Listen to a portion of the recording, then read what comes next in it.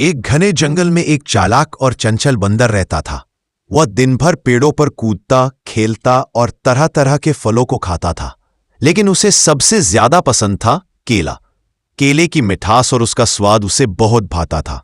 एक दिन वह बंदर जंगल के बाहर एक खेत के पास पहुंचा, जहां एक किसान केले की खेती करता था। दूर से ही बंदर की नजर एक बड़े से पेड़ पर लटकते पीले पके केले पर पड़ी। उसका मुंह में पानी आ गया और वह तुरंत पेड़ की ओर लपका। लेकिन जैसे ही वह केला तोड़ने के लिए हाथ बढ़ाने लगा, किसान ने उसे देख लिया।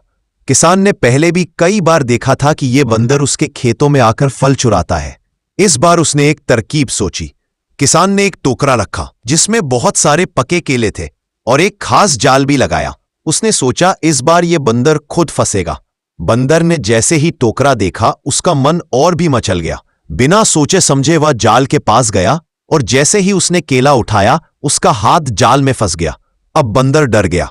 वह कोशिश करने लगा कि किसी तरह से भाग जाए, लेकिन उसका हाथ जाल में फंसा था।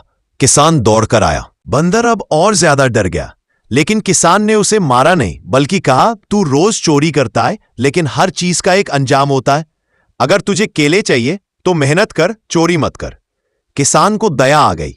उसने जाल खोल दिया और बंदर को कुछ केले भी दे दिए, लेकिन समझाया, जंगल में बहुत सारे फल है, वहां जाकर खा, लेकिन इंसानों की चीजों को चुराना गलत है। बंदर को अपनी गलती का एहसास हुआ।